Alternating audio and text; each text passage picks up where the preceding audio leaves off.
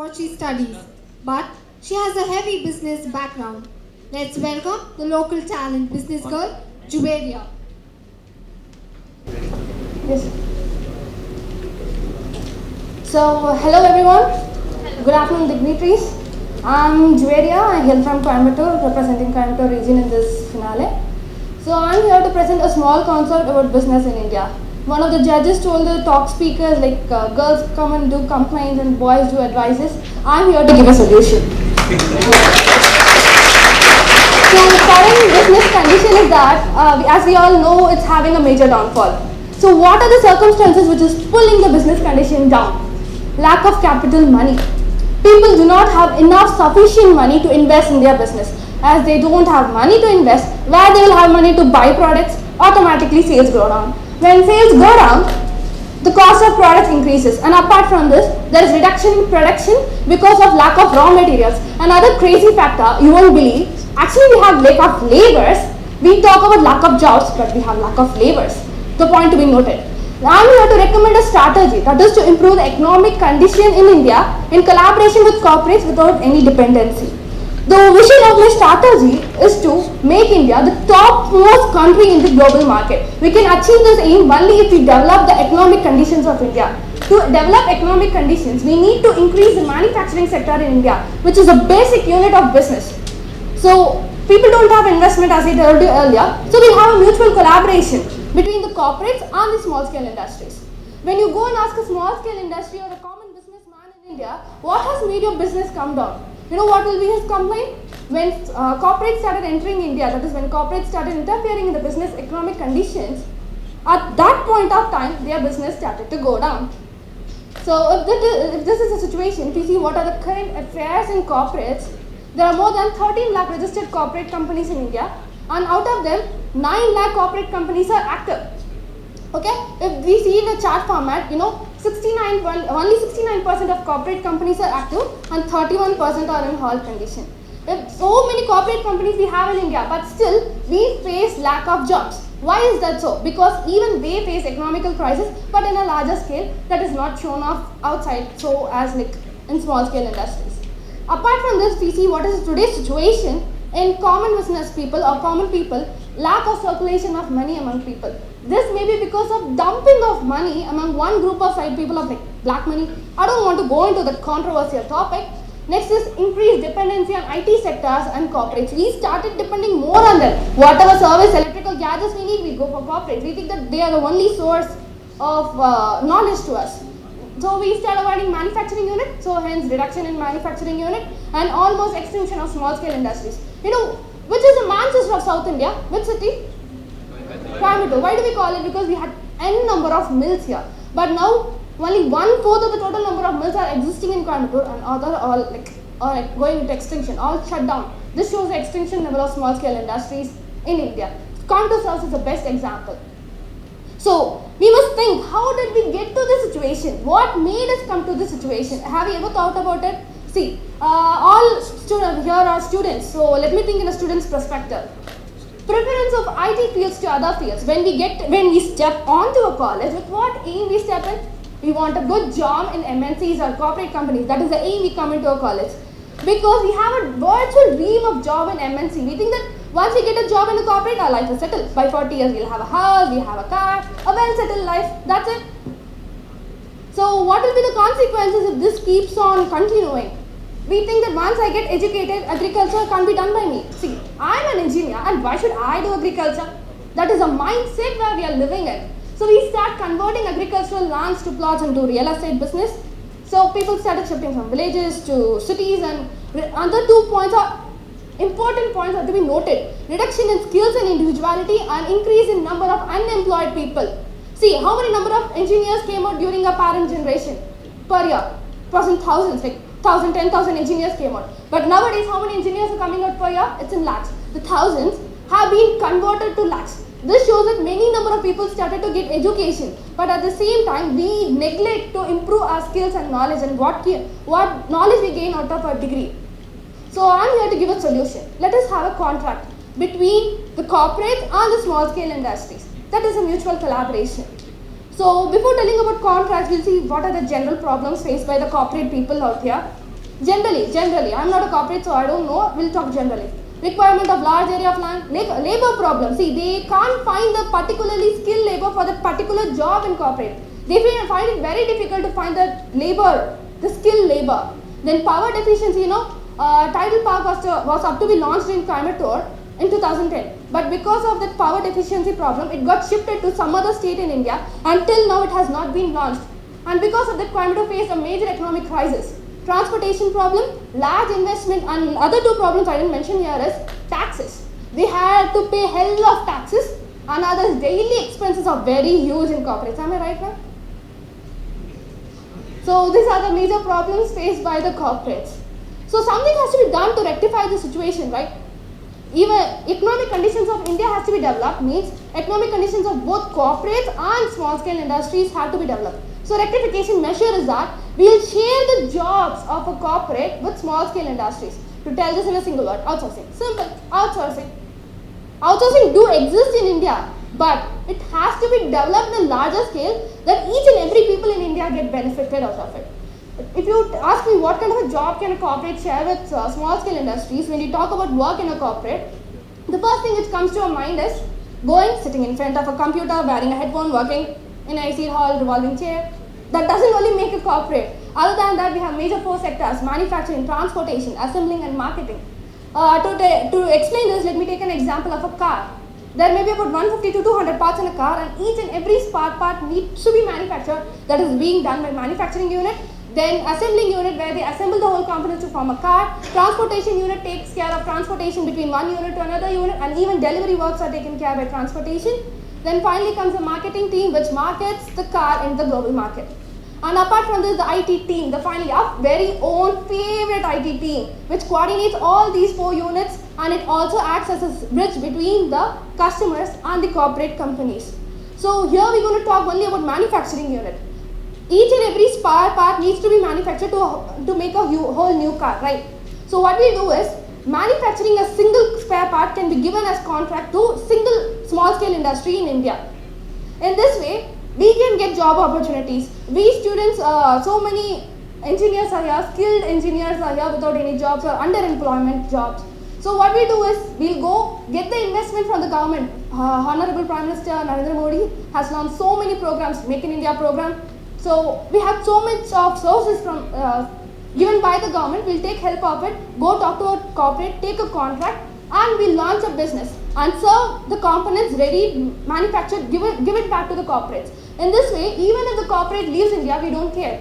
We can serve the same components to some other corporate in the same field, so that our business keeps on going irrespective of which corporate we serve. So in this way, corporates may come and go, but our business keeps on going. It's like, so in this way, it will be like even the engineering students, not only engineering students, arts and unemployed, uneducated, and even physically challenged people can get job opportunities in this way. So whatever corporates do, they don't do without any benefits. Am I right? So what are the benefits to corporates in this contract is that they don't require large area of land, no labor tension, no reduced power usage, and no need of large investment. And apart from this, expenses will be reduced, and you can see that amount as profit, and even you get to get more profit. And benefits for small scale industries is that money circulation will take place among people. This is because investment will get divided among people. As investment get divided, every people will get to have money in their hands. Once they get money in their hand, what will automatically happen? Business will continue. Not only me, if I go and buy any departmental stores, even his business keeps on going. So business keeps on going, and one-way dependency does not exist. As I told you earlier, corporate may come and go, but our business keeps on going. One-way dependency will not exist, and job opportunities will increase. So consequently, I'll be able to give job to my co-engineers, and so on. If they going to start a new industry, they'll be able to give job opportunities to other engineers, and so on. It goes on. Other than benefits, the major advantages we face is that people can start manufacturing the product. Once we get the knowledge of manufacturing, we can use our skills, innovativeness to create more and more new products. Hence, the skill level of people will increase, and even in the absence of corporates, we shall be able to launch new products. Okay, you tell me, we Indians are able to send Mangalyaan to Mars. It's a huge thing. Why aren't we able to manufacture a phone? Aren't we talented? Aren't we skilled enough? So stop it, guys. Till this much days, are we dependent on other countries for electrical and mechanical gadgets? From this point of time, let all other countries depend on us to all for requirements of any kind of manufacturing works. So hence I conclude that this is the right time. If right thing happens to a person at right time, he succeeds, or else he vanishes. So this is the right time. We'll make use of it opportunity and we shall innovate, recreate and cherish. Thank you. You said you are going to give some solution, right? Yes, sir. See, do you mean to say that subcontracting of some of the works outside the small scale is not happening now? It is happening, sir. It is happening. For example, you take it as Nike, Adidas. T-shirts are being manufactured in Tripur, but they branded as Nike, Adidas. The 100 rupees T-shirt it's being sold branded as 1000 rupees T-shirt. This is happening. This is an example of outsourcing. It is happening in India, but it has to be launched in each and every sector. Electronics. It's all happening, right? You say if you take about a Nokia phone, it's not that everything is done there. Yes, sir. Even like not only in India, if you take all US companies, hardware, they are also doing outsourcing. All hardware components are being given as contracts to China and software components are given as contracts to India. This is happening globally. But with this, what individual people can get benefited? I'm just thinking in a broader way so that each and every engineer gets benefited out of this. This is a good concept. Why don't we make it use in a larger scale basis? Can you be specific where it can be? Sir, as I told you... can you say like, so one place where it's not happening, it can be... Electronic gadgets, sir. It's happening. Phone. Yeah. It's not everything is manufactured within one campus, right? It's all diversified. Yeah. But still be having an extension. See, you had 2 points. One is thing, and finally you came to the make in India. Why not an Indian product companies be in there? Yeah, that's a good point, right? If we don't have much of an Indian product companies such as more India is more towards service, right? That's a good point.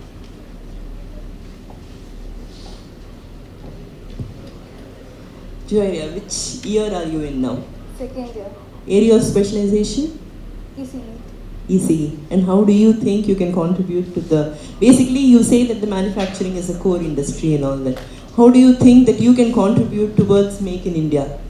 Ma'am, I'm doing ECE, Electronic and Communication Engineering. Okay. Why don't I make an electronic gadget? Why don't I make a communication gadget? What sort of gadget you want to make? You must have some idea, right? Because you were talking about creating something in India.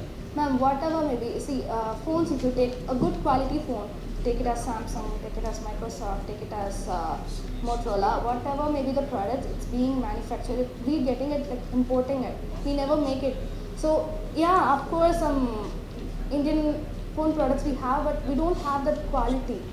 I'm up to make that quality. We need to ensure quality also with that. With that aim, I'm working towards.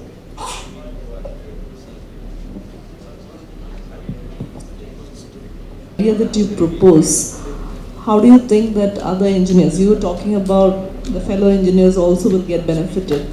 I think it's entrepreneurial mindset, right, in order to even participate in this program.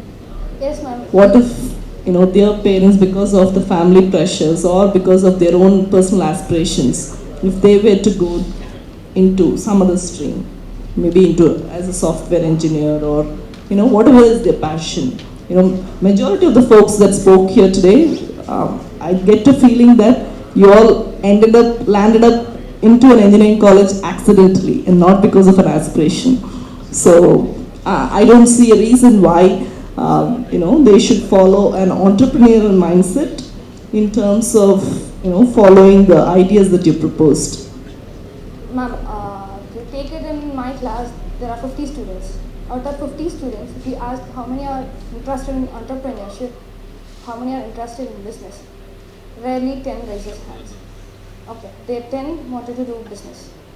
How many wanted to enter into core company? Rarely 10. How many wanted to get into IT field? The remaining amount. But unfortunately, among the remaining, only half get enter into the IT field and half remain without any job. So what I'm up to do is, I like to do business. She likes to do a core industry work. Why don't we club together? I'm launching a business, let she come and work. She doesn't like entrepreneurship, but she knows to work. So I'll give her a job. She can work in my company. I'll be the entrepreneur, she'll be the labor. Your idea sounds okay when we discuss. When it comes to reality, I'm not very sure. Yeah, so I think the presentation everything is good. See, the IT is no more separate service. IT has become integral part of every business. Yes. Be it manufacturing, be it aerodynamics, be it wherever you go, IT is one of the department, one of the Work of the corporate. That's one what of I the integral part of all business. So I think that is something probably you may want to pitch in for that. Sure. Thank you. Why would a big company outsource or give their business to you? It's because even they are facing economic crisis. In this way, okay, let me take an example. I'm supplying furniture item. Take it as sofa. I'm making a sofa. So labor expense, everything together, it may cost over 20,000 for the corporate company to manufacture. But if I'm ready to supply it in 18,000 or 15,000, keeping the marginal rate lower, obviously corporate companies will come and prefer my work than How do manufacturing. you trust? It's all economics is fine, but in terms of skill, your ability, how do you, for example, if you build a company, what kind of steps you will take to ensure that a corporate believes in you and gives you a part of their production unit or a Contract. component or a, how will you make them believe you so that I'll give you a part of my business production unit to you? Correct, sir. If I'm going to launch a company, just like that I can't launch a company. I need to have the skill, I need to have an idea, I need to have the knowledge about that field. Until and unless I'm sure with it, I can't step into that field. So what I can do is before taking the contract from the corporate, let me go talk to a corporate, get trained by them for a year or two. After that, get the, see, so many Indians are working in corporate companies. Among them, so many are skilled, so many are knowledgeable. Why don't they help the future generation? Why don't they come forward to give their skills to someone who follows them? So that in this way, even they get knowledgeable, even corporates get an surety that he or she will do it and give a contract to them. Right, I'm seeing that you're getting tired, probably tired of questions as well. But I want to understand if you know the difference between outsourcing and crowdsourcing. Have you heard of the word crowdsourcing? Right, so what has happened in the market is people have gone beyond outsourcing. So what you are talking about a concept, very good. It started about 15 years ago and it's caught up. People have moved on and they're doing crowdsourcing now, right? Nevertheless, still good to catch the wave. Tell me, what do you think are the top 3 reasons any of these outsourcing models can fail? Outsourcing model can fail. Fail. So So you're saying I'm going to set up a manufacturing or component development hub, or you'll supply to OEs and so on and so forth. Where do you think top 3 reasons why this will fail? So in China, we know that China is one of the biggest country in economic global world. So when you see China, there are so many number of small scale industries. They do outsourcing. What are the pattern they follow in China? They do outsourcing. They have so many number of small scale industries. But the thing where they lag, the drawback of China is that they don't ensure quality. Any number of small scale industries are being present in China. They manufacture, but the quality problem. I'll interrupt. When manufacturers give components for outsourcing, they also give quality spec. So quality is out of the window. Manufacturers are ensuring quality by giving them spec and saying, if this is not done this way, they are not accepting product. What are the other 3 reasons it will fail? So I'm here to support outsourcing and I should talk why it should fail. You are not talking why it should fail. As a businesswoman, you should be mitigating your risk and understand what are the 3 things that could fail outsourcing. Outsourcing can fail it. Possibly, once I get into a contract, if I'm not able to deliver the source on time, it could fail. The second reason is that I guarantee them, if I create a fake impression and get a contract, it may fail. Showing them I'm skilled, but it may be fake. If I do that, it's going to fail to the core. Even they won't be ready to believe other small scale industries in that way if I do that. The next is raw materials. We don't know how much of raw materials available in India. That may be a major drawback, it may fail. All right, thank you.